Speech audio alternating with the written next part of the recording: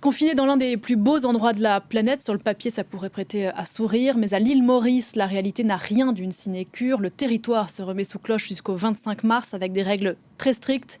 Une quinzaine de cas locaux a été détectés sur place et les autorités veulent éviter toute propagation. Reportage Abdullah Irali.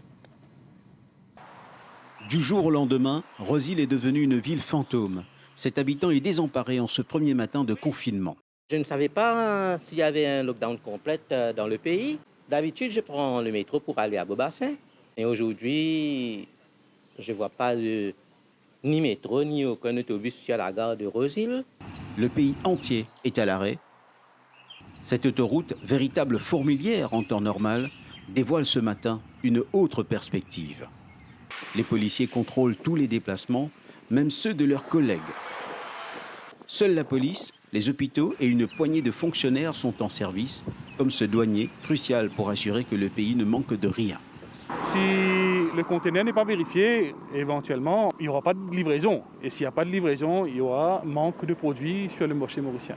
Ce reconfinement suscite des questions. Fallait-il adopter une décision si draconienne, avec seulement 15 cas positifs? Cette épidémiologiste française réputée conseille le gouvernement mauricien. On sait très bien que lorsque l'épidémie démarre, il faut agir vite.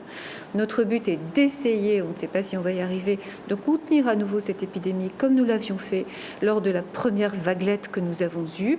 Nous essayons. 2 foyers épidémiques, 6 variants africains et un variant anglais ont été découverts dans l'île.